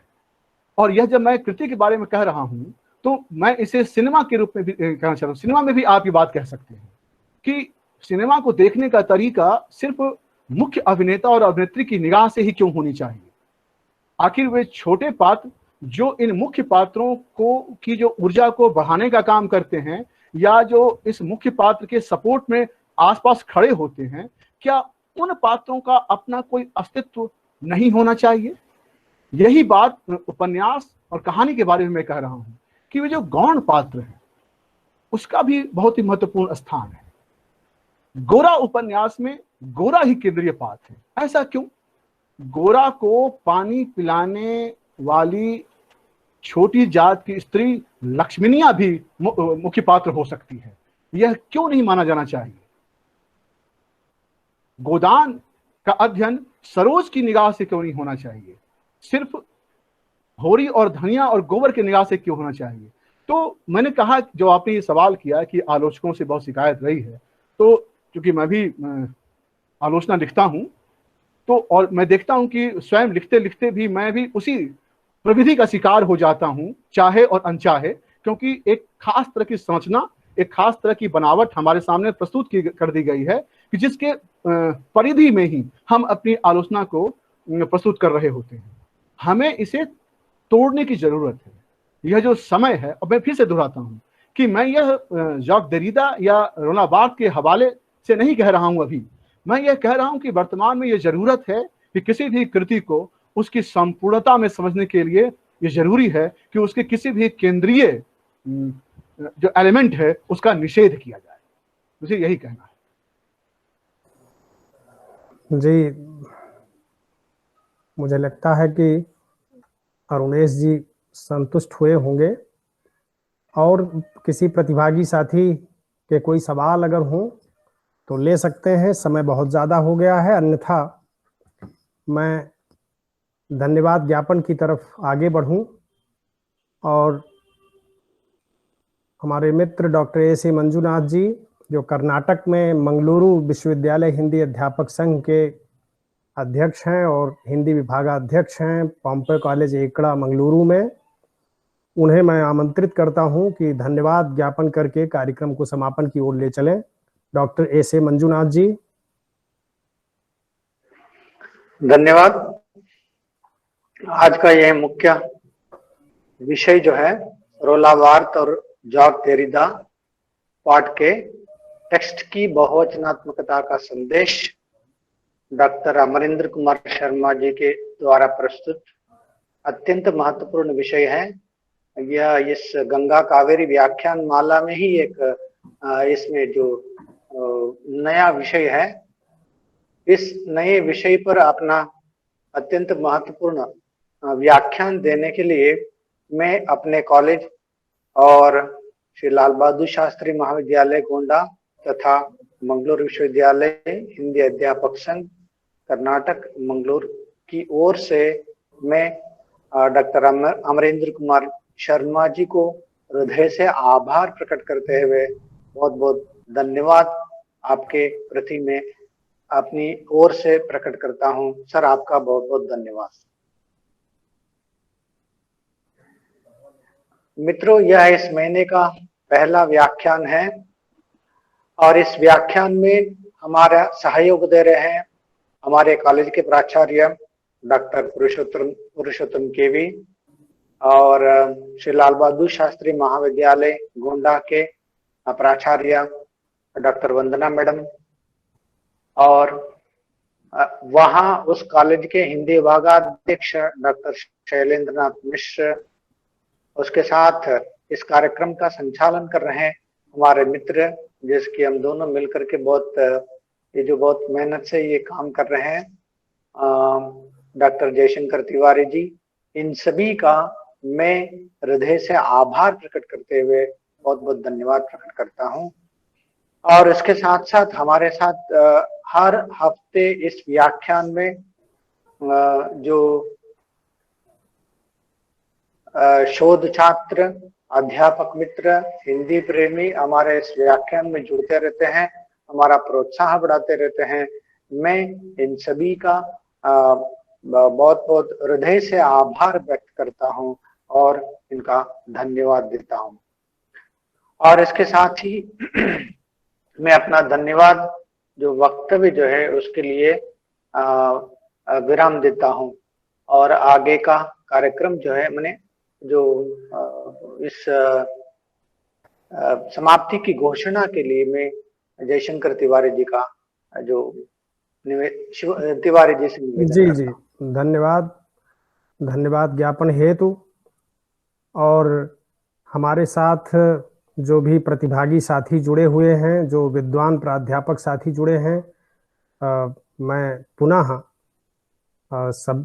आप सबकी ओर से, आयोजक मंडल की ओर से आपके प्रति हार्दिक आभार व्यक्त करता हूं। और इसी के साथ आज के कार्यक्रम की समाप्ति की घोषणा की जाती है। आपके प्रति बहुत बहुत आभार और विशेष रूप से आज के वक्ता हमारे मित्र डॉक्टर अमरेंद्र कुमार शर्मा जी का मैं आभार व्यक्त करता हूँ। बहुत धन्यवाद आप सभी का, जो आप लोगों ने मुझे सुना। बहुत बहुत धन्यवाद। बहुत बहुत धन्यवाद सभी के प्रति बहुत बहुत आभार और समाप्ति की घोषणा।